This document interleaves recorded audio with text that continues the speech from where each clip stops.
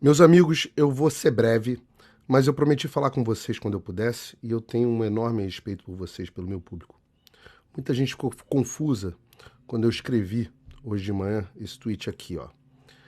Eu disse assim: eu nunca vivi um momento tão sombrio no Brasil e em toda a minha vida. Estamos muito perto de perecer. Falarei mais quando puder.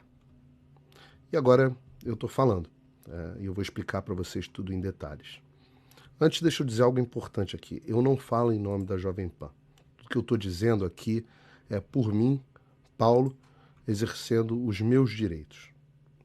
Pois bem, a essa altura vocês também já podem ter visto uma notícia que eu vou ler aqui para vocês do UOL, para variar. Com medo do TSE, Jovem Pan orienta comentaristas a parar de xingar Lula. É da coluna do Fifito. Tá aqui, ó. Depois da decisão do Tribunal Superior Eleitoral, TSE, de suspender propagandas ofensivas a Lula e Bolsonaro, a Jovem Pan acendeu um sinal amarelo para alguns de seus comentaristas. A ordem é maneirar no vocabulário dos programas da casa.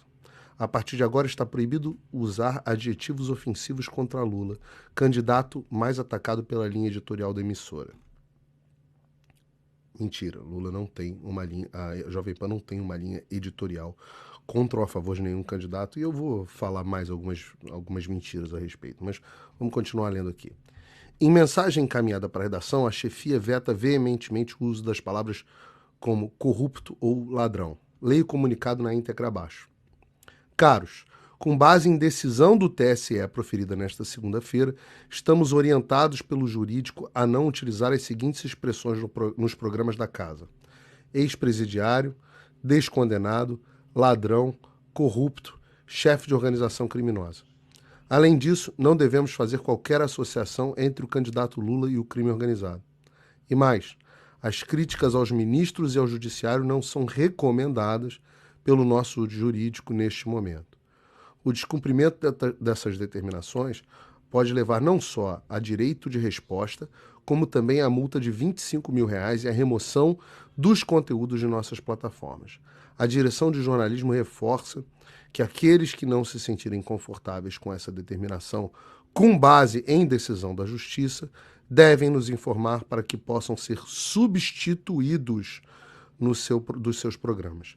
Ele acrescentou depois isso aqui: por meio da sua assessoria, a Jovem Pan afirma que se trata de uma orientação editorial que reforça a importância do cumprimento de uma decisão judicial que impõe restrições ao trabalho jornalístico. Não existe medo, como escreve o colunista, existe respeito à justiça. E a própria nota da Jovem Pan já esclarece algumas coisas, mas eu quero esclarecer os fatos para você. A notícia tem um componente verdadeiro. Qual é a parte verdadeira? De fato, essa mensagem foi enviada hoje de manhã para todos os comentaristas no nosso grupo de WhatsApp. E foi isso que me levou a escrever essa mensagem. Olha, eu nem quero entrar aqui no mérito de quem foi o verme que vazou uma mensagem tão sensível, restrita aos comentaristas da emissora, porque isso agora não importa. O que importa é que o teor desta mensagem é verdadeira. A notícia é falsa. Com medo do TSE, a Jovem Pan orienta comentaristas a parar de xingar o Lula. Não há medo. Há o cumprimento de uma decisão judicial proferida na segunda-feira que proíbe, de fato, que o Lula seja chamado dessas coisas: ex-presidiário, descondenado, corrupto, etc.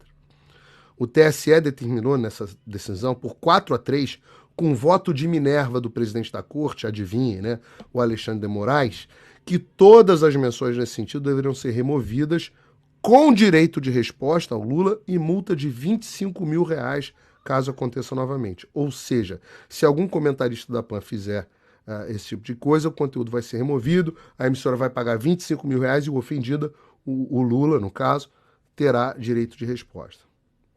Veja, alguns adjetivos, como corrupto, são subjetivos.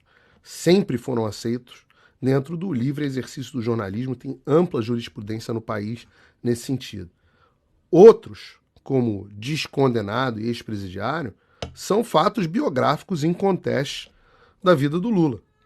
Mas agora o TSE vem fazendo, como fez com a Brasil Paralelo nesses dias, uma inovação. Eles inventaram o fato verdadeiro que pode levar o eleitor às conclusões falsas. Eles estão chamando isso de desinformação, ou pior, inventaram um outro termo, desordem informacional. Não é mais fake news. Acabou o negócio das fake news. É verdade, fato verdadeiro, mas que leva o eleitor a uma conclusão que eles não gostam. Uma conclusão contra o candidato que eu não posso deixar de achar que é o candidato que eles favorecem, né? Não há nenhum tipo de decisão envolvendo, por exemplo, a Globo News ou a CNN Brasil. Eu sei que ninguém assiste o CNN Brasil, mas a Globo News, que é quem compete com a Jovem Pan, quando eles chamam o Bolsonaro de... Quando eles mentem, por exemplo, a respeito do orçamento secreto, quando eles falam dos imóveis, eles também continuam falando. Quando eles chamam o Bolsonaro de genocida e coisas do tipo, não, tudo isso pode. Agora, a Jovem Pan, os comentaristas de opinião não podem mais ter as suas opiniões. Reparem, baseadas em questões reais. As condenações do Lula aconteceram. O esquema do mensalão aconteceu, o esquema do petrolão aconteceu. Bilhões foram devolvidos. Outros bilhões não foram devolvidos. O presidente Bolsonaro falou bastante a respeito disso no debate. Como é que eu posso não comentar a esse respeito, né? E tem ainda uma outra ação em curso no TSE, que é ainda mais séria, essa contra a pessoa física do Tutinho, dono da Jovem Pan, que pode, inclusive, em última instância, até cassar a concessão da emissora. Essa ação ainda não teve a decisão dela, ela é mais sem pé nem cabeça do ponto de vista jurídico do que a outra, mas quem disse que a gente vive em um país onde o jurídico importa? O Brasil virou uma terra sem lei e, na prática, essa ação ela é como se fosse uma espada de Damocles, né? Sempre na cabeça da PAN. Ela é uma ação intimidatória. Todas as ações desse tipo, essa avalanche, e já foram tantas ações de direitos de resposta em cima da PAN, elas têm um efeito de ameaça.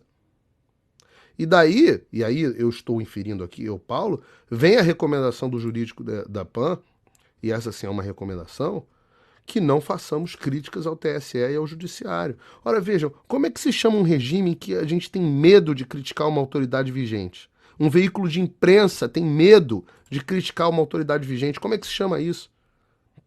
Pelo amor de Deus, acordem. Não importa o seu espectro político.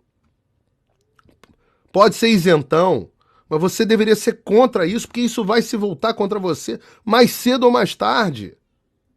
E mais, qual é a legitimidade? Como é que funciona um país onde o presidente eleito, se o Lula for eleito, digamos que o Lula seja eleito, como é que funciona a legitimidade de um país onde um presidente é eleito com uma corte funcionando em favor dele nesse sentido? Ora, não existe democracia sem liberdade de expressão, sem discussão na sociedade a respeito dos fatos e livre troca de opiniões, que se chama nos Estados Unidos de livre mercado de opinião. Veja, eu sempre tive uma política de tolerância zero contra qualquer interferência nos meus microfones pela Jovem Pan, vocês sabem disso. Quando tentaram interferir no meu microfone, foi um indivíduo, eu entrei em conflito com ele e saí da emissora. Mas dessa vez não se trata disso. A Jovem Pan é vítima nesse caso. O clima da direção é de revolta com a decisão. Eles gostariam que eu pudesse fazer os meus comentários, como faço, que levam o programa ao qual participo a ter se tornado líder de audiência no horário. Mas uma vez que foi decidido pelo judiciário, que alternativa que eles tinham? Desobedecer a decisão, por mais ilegal e absurda que ela seja? E aí? O conteúdo ia ser removido, a Jovem Pan ia ser multada, ia ter que dar direito de resposta e ainda ia dar argumento para um dia, quem sabe, derrubarem a emissora, tirarem a emissora do ar. Ou vocês têm dúvida de que eles iriam tão longe? E do meu lado, o que eu poderia fazer? Eu podia deixar a Jovem Pan de novo em protesto, mas a 10 dias da eleição, a quem que eu estaria servindo se eu deixasse de falar o que eu posso falar? Então eu optei por ficar, eu vou ficar. E eu vou falar o que eu puder falar. Mas saibam, a partir de hoje, os meus comentários na PAN não são mais livres. Graças aos ditadores do Brasil. Aos ditadores do Brasil. Vocês saibam que eu não posso mais comentar livremente o que eu penso. É esse o estado das coisas no Brasil. Eu, que nunca fiz acusações sem provas a ninguém, que procuro ser moderado nos meus adjetivos, hoje eu não posso falar tudo que eu falaria. Porque há um clima de medo e porque há decisão judicial. As duas coisas. Por isso que a reportagem é parcialmente correta, mas incompleta. E o que você que está me assistindo agora pode fazer? Em primeiro lugar, no dia 30, vote. Não vota no Bolsonaro, não. Vota contra isso. Porque se tem uma única pessoa que está se opondo... Esse pedido partiu da campanha do PT. Só para deixar claro. Isso é uma ação de conluio com um bando de advogados lá de um grupo qualquer, do PT, na campanha do PT, e de 4 dos 7, dos 7 que votaram nesse caso, ministros do TSE, que entendem que eles têm o direito de cercear a liberdade de imprensa. E cadê os outros veículos de imprensa se manifestando? Não, ó, todo mundo, ó, caladinho. Tá? A segunda coisa que você pode fazer é manifestar o seu descontentamento de todas as formas que você ainda puder. Gritem e não deixem isso passar em branco. Compartilhem esse vídeo, falem sobre o assunto nas redes sociais, falem enquanto vocês podem falar. Eles não têm como banir e proibir milhões de perfis no Twitter, nas redes sociais, no Instagram, em todas as redes. Não tem. Então, você pode falar, né? Se a gente parar de falar, que as pedras falem. Se você quiser e achar que vale a pena, você também pode assinar um dos meus cursos quando houver turma. Aliás, tem um QR Code aqui, do outro lado aqui para vocês, basta botar o seu celular. Porque lá é o único lugar que eu falo, onde o que eu quiser falar. Eu falo livremente, falo de coisas que eu não posso mais falar aqui. Então, é uma ótima oportunidade, inclusive, de você apoiar o meu trabalho. Agora, lembrem-se disso. Nada disso seria necessário se as eleições já estivessem decididas em favor deles. Essa tese que eles já ganharam, essa tese de que tá tudo combinado, essa tese é uma tese falsa. Ela é perdedora e falsa. Os números internos, fora dessas pesquisas fajutas aí que mostram, os números internos dos trackings das campanhas mostram uma vantagem do presidente Bolsonaro boa para o segundo turno. Dentro do que é possível ser bom numa eleição tão apertada. Eu sei disso e eles sabem também. Daí o desespero. Daí terem partido pro tudo ou nada. Olha, eles vão tacar fogo no Brasil e nas instituições antes de permitirem um segundo mandato do presidente Bolsonaro. Não tenho dúvidas disso. Cabe a nós impedirmos que o nosso país siga o rumo que outras ditaduras de esquerda latino-americana já seguiram. Só isso que eu tenho para dizer hoje para vocês. Quem puder, compartilhe esse vídeo. Que Deus abençoe o nosso Brasil.